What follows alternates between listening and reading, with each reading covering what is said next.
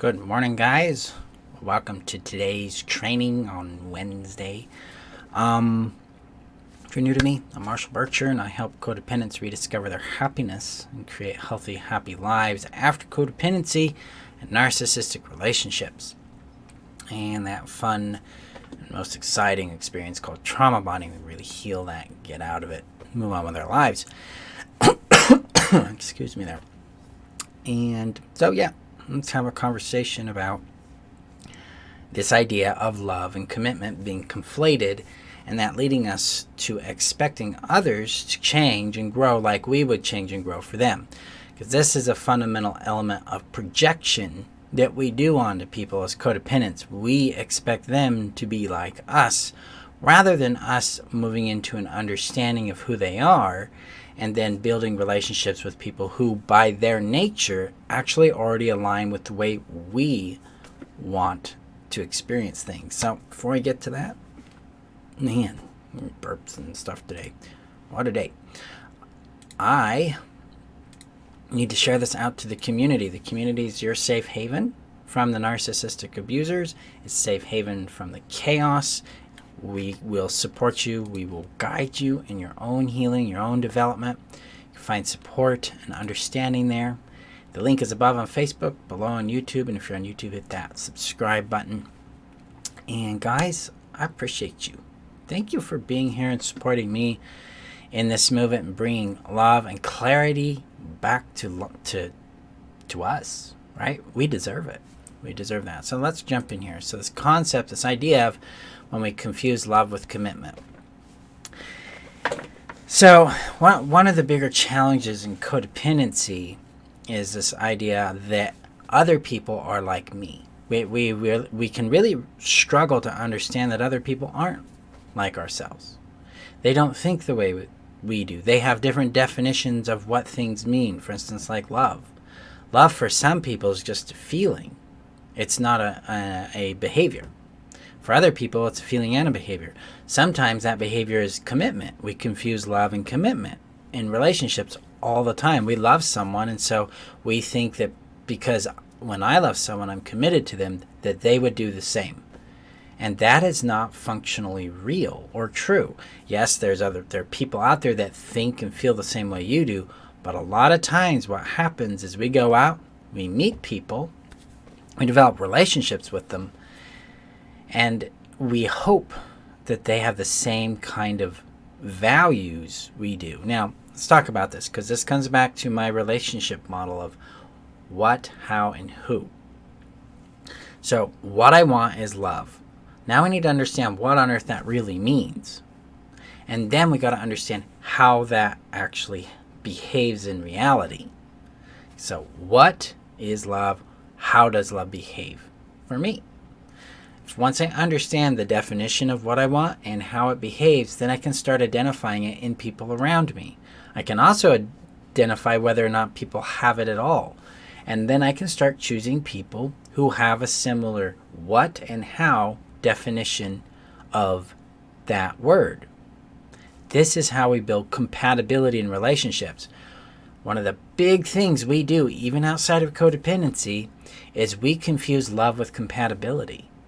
Love doesn't equal compatibility at all. It has nothing to do with compatibility. It has to do with attraction and chemicals and an experience of bonding. But none of that is about compatibility.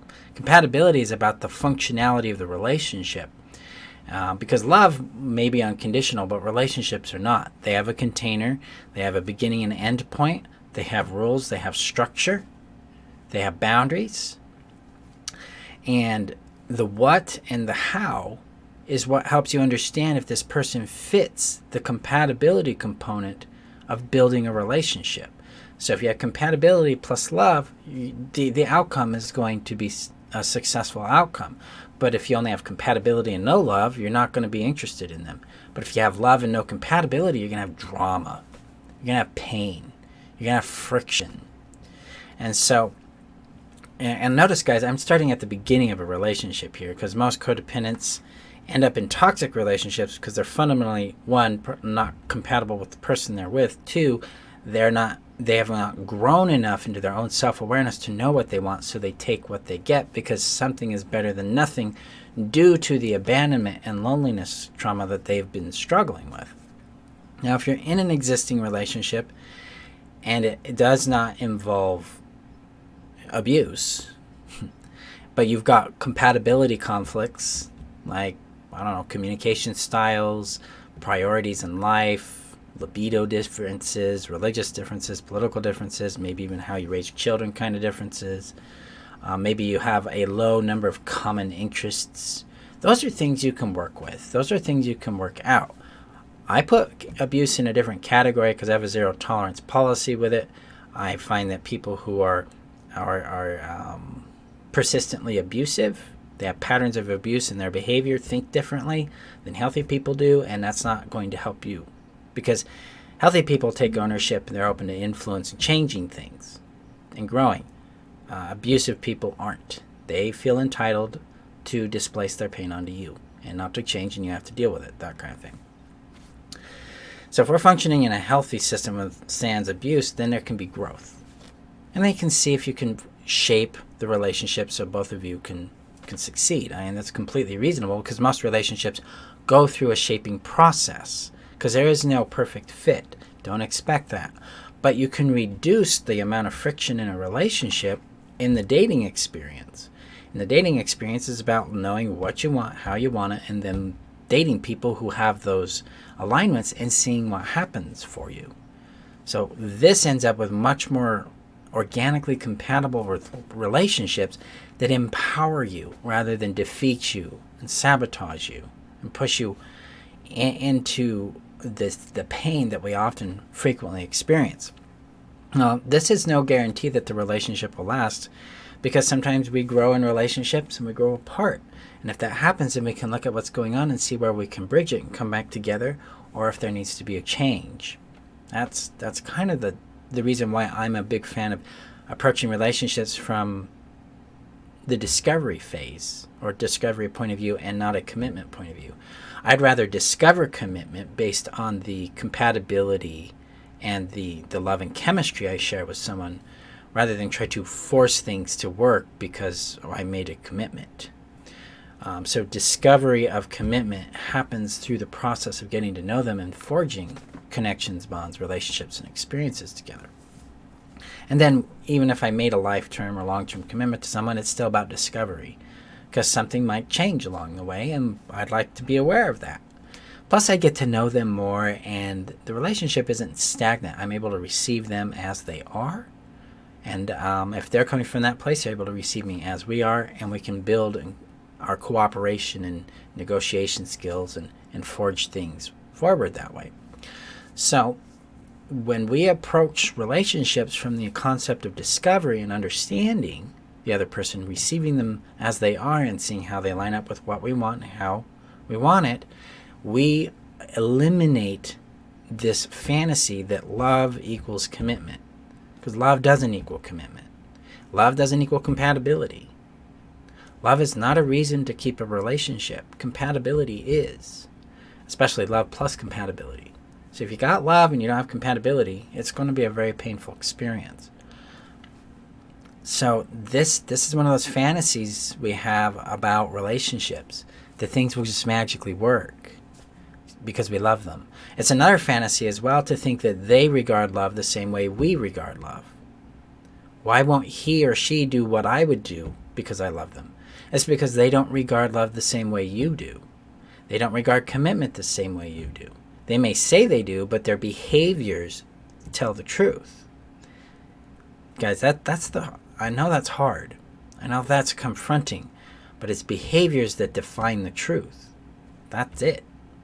If they say, hey, I'm committed to growing in this, and then they don't grow persistently through the relationship, that's the truth. That's reality. That's the fundamental. It doesn't pass go from that point. And so I want you to be really mindful about how you seek commitment through love and how you might be projecting your experience and definition of love onto other people and expecting them to show up that way, when in reality, they're showing you what their definition of love is through their behavior. And then it comes to accepting people as they are. We do not have a right to change people.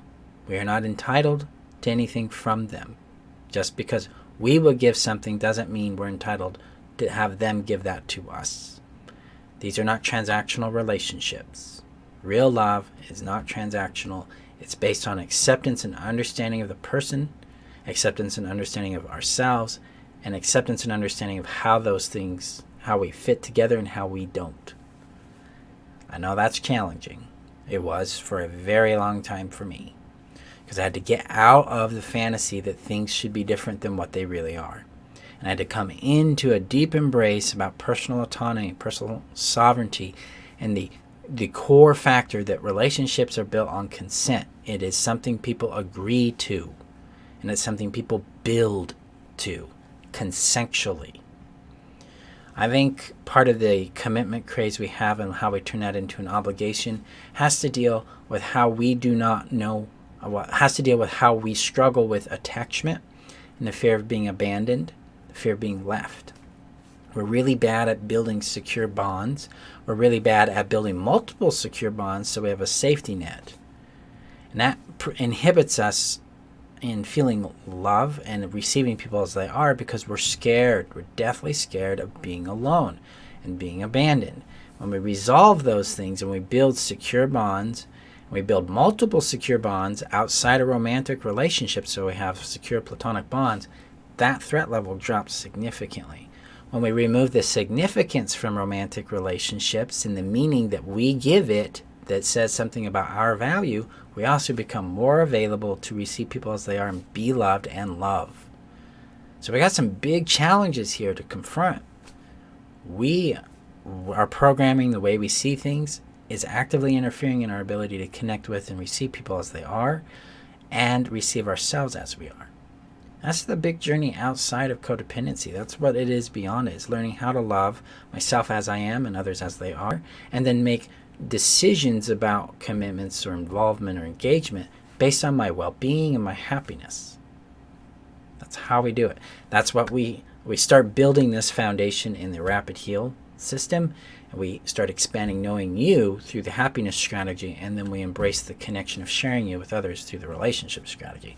Those 3 steps are how we accomplish this. And it is a process, guys. This is not something you take just one of those courses and boom, everything's great. This is a process of changing how we think, how we view the world, how we view others, how we view ourselves, how we view love and commitment. It is a paradigm shift that takes time. It's taken me a number of years to get to where I'm at, and that's just because it takes persistence and exploration.